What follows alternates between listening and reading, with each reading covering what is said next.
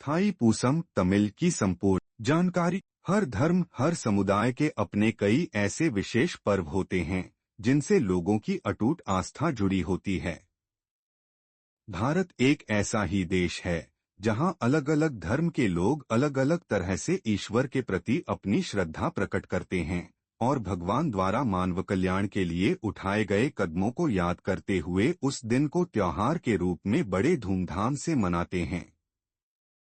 ऐसा ही एक पर्व है थाईपूसम है, जो तमिलनाडु में रहने वाले हिंदुओं का प्रमुख त्योहार माना जाता है। चलिए इस लेख में जानते हैं। 1. थाईपूसम कब है? 2. इस दिन किसकी पूजा होती है? 3. थाईपूसम क्यों मनाया जाता है? पौराणिक कथा। 4. थाईपूसम का त्योहार मुख्य रूप से कहाँ मनाया जाता है? 5. थाईपूसम का त्योहार कैसे मनाया जाता है? 6. कामवड़ी अट्टम क्या है? 7. कामवड़ी अट्टम से जुड़ी पौराणिक कथा। 1. थाईपूसम कब है? थाईपूसम तमिल कैलेंडर के अनुसार थाई माह के पूर्णिमा तिथि को मनाया जाता है। ये त्योहार हर साल जनवरी या फरवरी में पड़ता है। इस बार ये पर्व रविवार 05 फरवरी 2023 को मनाया जाएगा। शुभ मुहूर्त। थाईपूसम 11 फरवरी 2025 मंगलवार को मनाया जाएगा। पूसम नक्षत्रम प्रारंभ 10 फरवरी 2025 को 6:01 PM बजे। पूसम नक्षत्रम समाप्त 11 फरवरी 2025 को 6:34 PM बजे। 2. इस दिन किसकी पूजा होती है? इस दिन शंकर भगवान के बड़े पुत्र भगवान मुरुगन यानी कार्तिकेय की पूजा की जाती है। बता दें कि भगवान मुरुगन को सुब्रमण्यम, सन्मुख्य, साधना, स्कंद और गुहा आदि नामों से भी जाना जाता है।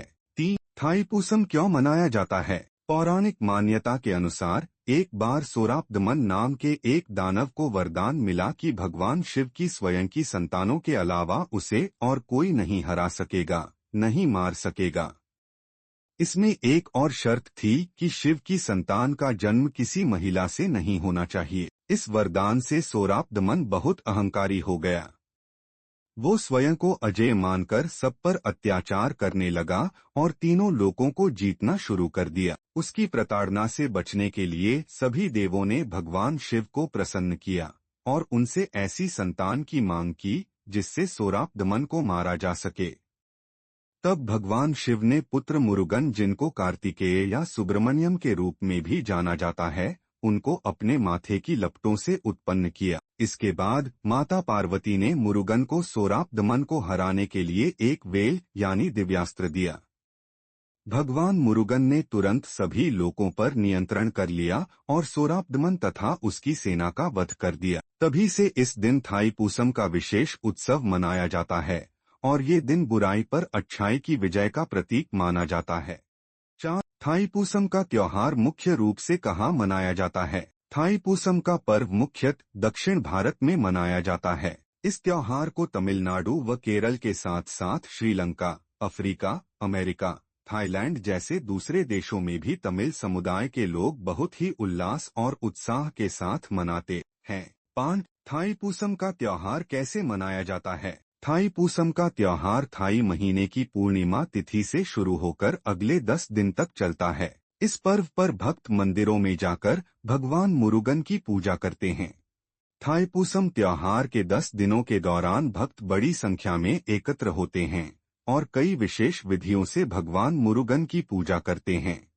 इस दिन कई भक्त अपने कंधों पर एक विशेष कांवड़ ले जाते हैं जिसे छत्रिस कहा जाता है। भक्त कांवड़ ले जाने के दौरान नृत्य करते हुए वेल वेल शक्ति वेल का उद्घोष करते हैं। मान्यता है कि वेल वेल शक्ति वेल के इस जयकारे से भगवान मुरुगन अपने सभी भक्तों के अंदर एक नई शक्ति और ऊर्जा का संचार करते हैं। कांवड़ के रूप में भक्त मटके या फिर दूध के बर्तन ले जाते हैं। थाईपूसम पर्व के दौरान सभी भक्त पीले वस्त्र पहनते हैं और भगवान मुरुगन को पीले पुष्प चढ़ाते हैं। कुछ भक्त मुरुगन के प्रति अपनी गहरी श्रद्धा और भक्ति प्रकट करने के लिए अपनी जीभ या गालों में छिद्र करके दर्शन के लिए जाते हैं। 6. कामवड़ी अट्टम क्या है? कामवड़ी अट्टम थाईपूसम पर्व का एक महत्वपूर्ण आयोजन है। इसमें लोग लकड़ी का एक वाहन बनाते हैं जिसके जरिए भक्त भगवान मुरुगन को चढ़ाने के लिए प्रसाद लेकर जाते हैं।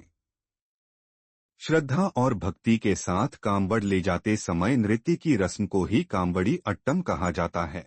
7 कांवड़ी अट्टम से जुड़ी पौराणिक कथा। थाईपुसम के इस पर्व में कावड़ी अट्टम की परंपरा से जुड़ी एक पौराणिक कथा भी है, जिसके अनुसार एक बार शंकर भगवान ने अगस्त ऋषि से दक्षिण भारत में 2 पर्वत स्थापित करने को कहा।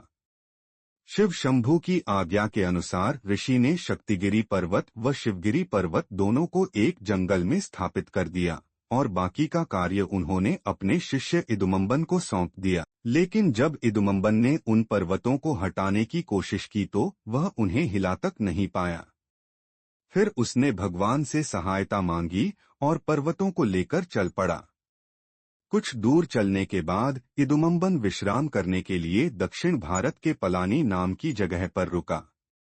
थोड़ा आराम करने के बाद जब उसने पर्वतों को दोबारा उठाने की कोशिश की तो वह उन्हें फिर से नहीं उठा पाया। तभी इदुमंबन ने वहां एक युवक को देखा और उससे अनुरोध किया कि वो पर्वतों को उठाने में उसकी मदद कर दे, लेकिन उस युवक ने इदुमंबन की सहायता नहीं की, जिसके बाद इदुमंबन और उस युवक में युद्ध शुरू हो गया। कुछ समय पश्चात इदुमंबन को इस बात का आभास हुआ कि वह युवक कोई और नहीं बल्कि स्वयं शिवपुत्र भगवान कार्तिकेय हैं, जो रन दिनों आपने छोटे भाई भगवान गणेश ये एक प्रतियोगिता में हारने के बाद कैलाश पर्वत छोड़कर जंगल में रह रहे थे। खैर, इस भयंकर युद्ध में कार्तिकेय के हाथों इदुमंबन मारा जाता है, लेकिन भगवान शिव उसे पुनः जीवित कर देते हैं। मान्यता है कि इसके बाद इदुमंबन ने कहा था कि जो भी व्यक्ति इन पर्वतों पर बने मंदिर में कांवड़ लेकर जाएगा उसकी सारी इच्छा पूरी होगी। इसके बाद से ही कांवड़ लेकर जाने की ये परंपरा शुरू हुई। जो व्यक्ति तमिलनाडु के पिलानी में स्थित मुरुगन भगवान के मंदिर में कांवड़ लेकर जाता है वो मंदिर जाने से पहले इदुमंबन की समाधि पर अवश्य जाता है। तो यह थी थाईपुसम से जुड़ी संपूर्ण जानकारी। हमें आशा है कि इस पर्व को विधि विधान से करने में इस कहानी से आपको सहायता मिलेगी। ऐसे ही व्रत, त्योहार व अन्य धार्मिक जानकारियों के लिए जुड़े रहिए हमारे साथ।